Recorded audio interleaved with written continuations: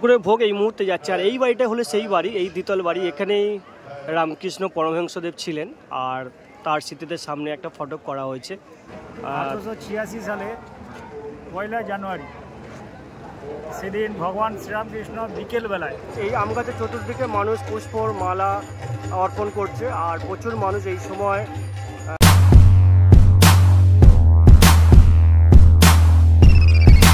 আজ 1 জানুয়ারি, ইংরাজি নববর্ষের সূচনা। আজকের দিনে 1886 সালে কাশীপুর উদ্যানবাড়িতে শ্রী রামকৃষ্ণদেবের আবির্ভাব হয়েছিল কল্পতরু হিসেবে। তিনি কল্পতরু হিসেবে মানুষের মাঝে এসেছিলেন এবং মানুষের মোক্ষম পথ, যে মানুষের মুক্তির পথ, তার দিশা দেখিয়েছিলেন। তো আজকের আমার এই ব্লগে আমি তোমাদেরকে দেখাবো আজকের দিনে উদ্যানবাড়িতে, অর্থাৎ কাশীপুর উদ্যানবাড়িতে রামকৃষ্ণদেব পরমহংসদেবের যে কল্পতরু উৎসব হয় সেই উৎসবটা। কল্পতরু উৎসবের সমস্ত কিছু এই অংশে তোমাদেরকে দেখাবো। সম্পূর্ণ ব্লগটা দেখতে থাকো। আর যদি ভালো লাগে তাহলে অবশ্যই করে লাইক, শেয়ার, কমেন্ট করে দিও। কাশীপুর উদ্যানবাড়িতে যেতে হলে আমাকে প্রথমে নামতে হবে দমদম। দমদম থেকে চিড়িয়ামোড় এবং সেখান থেকে সরাসরি কাশীপুর উদ্যানবাড়িতে। চলো, এই জার্নিটা বেশ বড় হবে, দেখতে থাকো। এখন 10:32, একটা 12-7 লোকাল রয়েছে, ট্রেনটা ঢুকছে। আর ওই 12-7 লোকালটাতেই আমি দমদম যাব, মিনিট 11 লাগবে।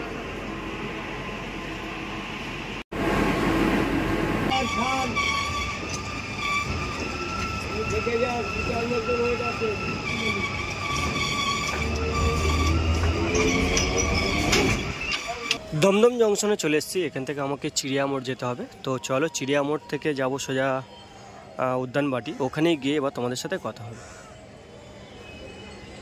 কাশীপুর উদ্যানবাটির একেবারে প্রায় কাছে চলে এসেছি। এখান থেকে মোটামুটি, এই দিক থেকে মোটামুটি লাইন শুরু। তো চলো আস্তে আস্তে কাশীপুর এই উদ্যানের দিকে যাব। আমি যেহেতু লাইন দেবো না, তাই তোমাদেরকে দেখাবো। প্রচুর লাইন পড়েছে, প্রচুর মানুষ ফিরেও যাচ্ছে। এদিকটাতে একটা জলযোগের ব্যাপার আয়োজন করা হয়েছে। এই লাইন প্রায় প্রচুর লাইন আছে, যেহেতু আজকে কল্পতরু। আজকের দিনে তো প্রচুর বাইরে থেকে মানুষ আসেন আর কিছু মানুষ দর্শন করে ফিরেও যাচ্ছেন। তো চলো আমি এবার তোমাদেরকে একেবারে সামনে যাই, যে মেন যে ফটকটা রয়েছে সেই ফটকের সামনে যাব, অর্থাৎ মেন যে গেট রয়েছে সেই গেটের সামনে যাব, গিয়ে তোমাদের পুরো ব্যাপারটাকে এক্সপ্লোর করবো। চলো, প্রায় 1 কিলোমিটার ব্যাপী একটা লাইন রয়েছে যারা ভিতরে প্রবেশ করছে তাদের জন্য। আর এটাই হলো কাশীপুর উদ্যানবাড়ির একেবারে ফটক। এটাই হচ্ছে মেন অংশ। এখান থেকেও মানুষ প্রচুর যাতায়াত করছেন। যারা মন্দিরে পূজা দেবেন তাদের জন্য মন্দির দর্শন লাইনটা আলাদা, আর যারা এমনি আজকের দর্শন করবে, অর্থাৎ রামকৃষ্ণ মঠ ঘুরবে, তাদের জন্য কিন্তু আলাদা লাইন, ওপেন টু অল, সকলের জন্য আজকের খোলা। আর এটাই হচ্ছে মেন ফটক।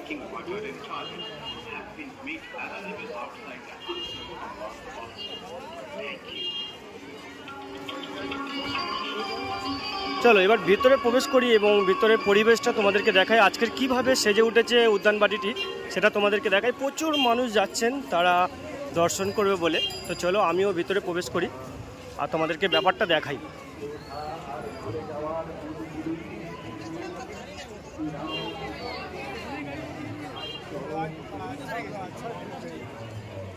একেবারে প্রবেশ করার ডান দিকেই রয়েছে অফিস। এখান থেকে যাবতীয় সব কিছু জানতে পারবে। যারা ইনকোয়ারি করবে তারা এই অফিস থেকে সব কিছু জানতে পারবে।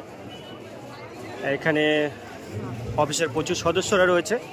আর এদিকটা রয়েছে রামকৃষ্ণ মঠ বাগবাজারের শাখার একটা বুক স্টল। তো চলো বুক স্টলটা দেখি। এটা হলো রামকৃষ্ণ মঠ বাগবাজার শাখার বুক স্টল। এখানে রামকৃষ্ণদেব রিলেটেড প্রচুর বই রয়েছে, মা শারদার প্রচুর বই রয়েছে, একই সাথে বিভিন্ন ছবিও পাওয়া যাচ্ছে এখানে। চলো ব্যাপারটা তোমাদেরকে দেখাই।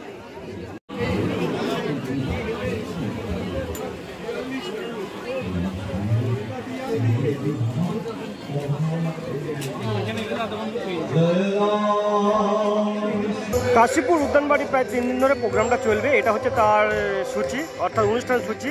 1 জানুয়ারি, 2রা জানুয়ারি এবং 3রা জানুয়ারি, অর্থাৎ বুধবার পর্যন্ত কল্পতরু ভগবান শ্রী রামকৃষ্ণদেবের অনুষ্ঠানটা, উৎসবটা চলবে, মহোৎসবটা।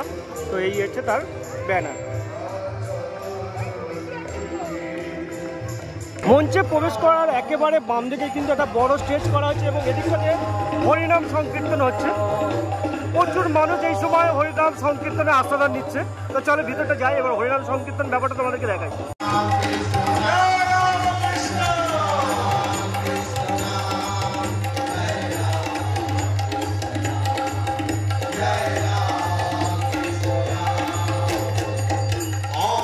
এই মঞ্চেতে কিন্তু হরিনাম সংকীর্তন হচ্ছে, আর বাঁদিকে একটা বড় জায়ান্ট স্ক্রিন রয়েছে, সেখানে ব্যাপারটাকে সরাসরি লাইভ সম্প্রচার করা হচ্ছে।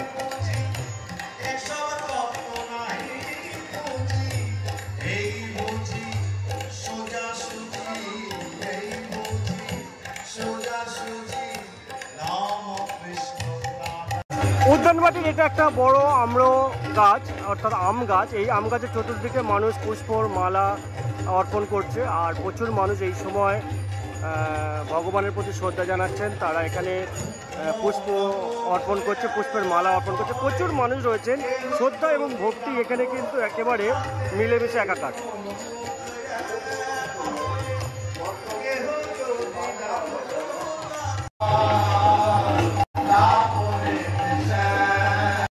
আম্রবৃক্ষের চতুর্দিকে ব্যারিকেড করা আছে, আর ভিতরে কিন্তু প্রচুর মানুষ ফল নিক্ষেপ করছে।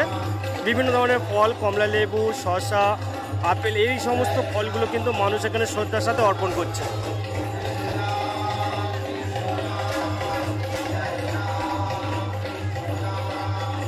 এটা হলো একেবারে উদ্যানবাটির মাঝের অংশ। এদিকটাতে প্রচুর ফুলের বাগান করা হয়েছে, ফুল গাছ লাগানো হয়েছে, শীতের মরশুমে ফুল এদিকে লাগানো হয়েছে। আর এপারে যে পূজা অর্চনাটা চলছে সেটা কিন্তু জায়ান্ট স্ক্রিনে দেখানো হচ্ছে। একেবারে উপরে যারা ভিতরে প্রবেশ করতে পারছে না তাদের জন্য কিন্তু উপরে একটা জায়ান্ট স্ক্রিনের ব্যবস্থা করা রয়েছে।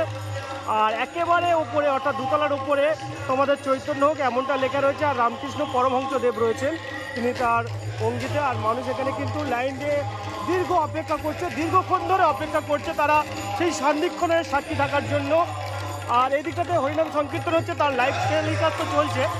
চলো একেবারে সামনের অংশটা তোমাদেরকে দেখাই, একেবারে যে মেন অংশটা সেটা তোমাদেরকে দেখানোর চেষ্টা করি। প্রচুর ব্রডকাস্টিং হচ্ছে, প্রচুর ইউটিউবার থেকে শুরু করে সোশ্যাল মিডিয়ার ইনফ্লুয়েন্সার সকলে প্রায় এখানে উপস্থিত রয়েছে। আমি তোমাদেরকে ছোট্ট করে ব্যাপারটা দেখাই। এটা একটা দেবদারু গাছ, এই দেবদারু গাছেও মানুষ কিন্তু বিভিন্ন ধরনের ফুল নিক্ষেপ করছে।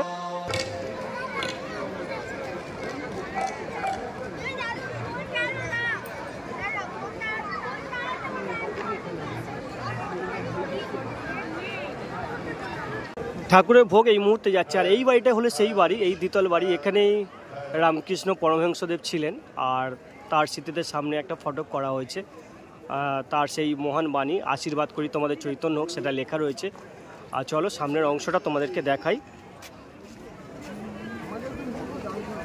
বিভিন্ন ধরনের শীতকালীন ফুল দিয়ে সামনের অংশটুকু সাজানো হয়েছে। আর রামকৃষ্ণ পরমহংসদেবের একেবারে সামনে ফুল দিয়ে অর্পণ করা হয়েছে। একেবারে ওপরে লেখা রয়েছে আশীর্বাদ করি তোমাদের চৈতন্য হোক।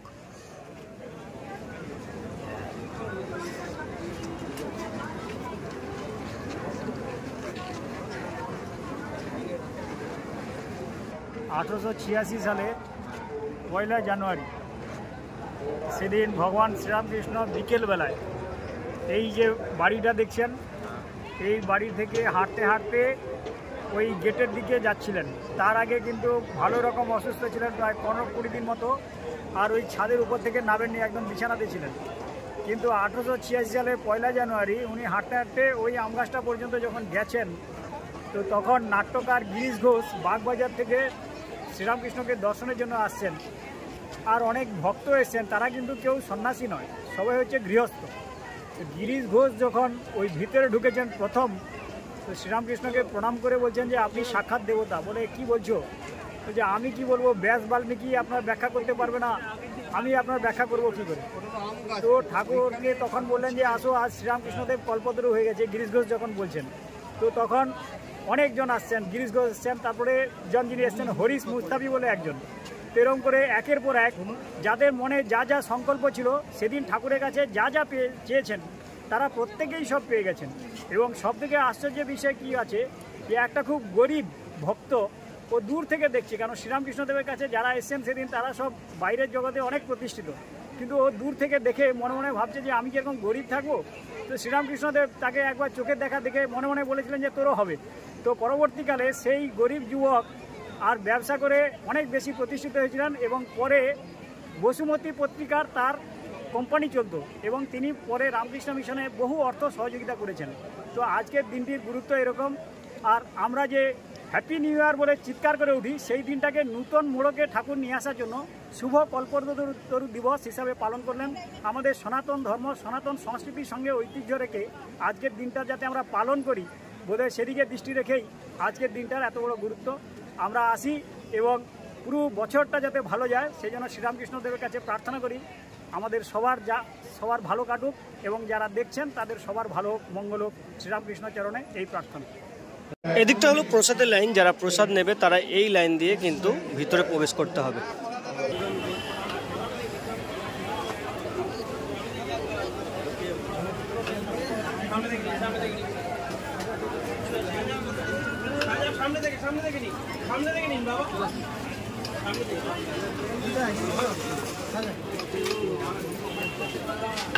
এবার তোমাদের রামকৃষ্ণ মিশন লোকশিক্ষা পর্ষদ অর্থাৎ নরেন্দ্রপুর কলকাতা যে রামকৃষ্ণ মিশন আশ্রম রয়েছে তাদের বুক স্টলটা দেখাই, তাদের স্টলটা তোমাদেরকে দেখাই।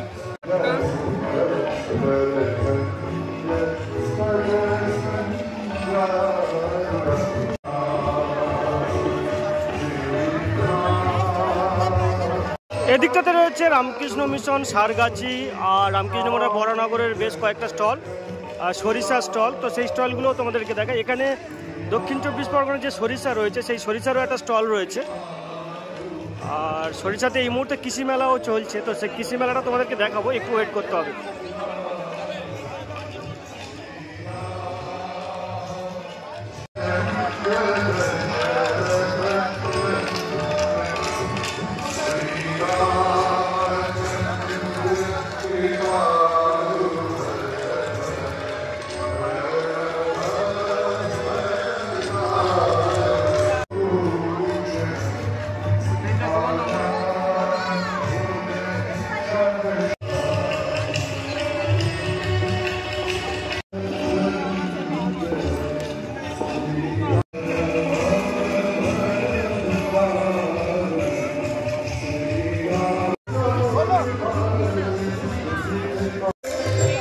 এটা হলো সারা বছর যে কর্মসূচি, অর্থাৎ কাশীপুর রামকৃষ্ণ বাটির যে সারা বছরের কর্মসূচি, তারা যেভাবে দুস্থ শিশুদের পাশে দাঁড়ায় এবং সারা বছর ধরে বিভিন্ন অনুষ্ঠানের আয়োজন করে তার একটা ফটক এখানে দেওয়া হয়েছে।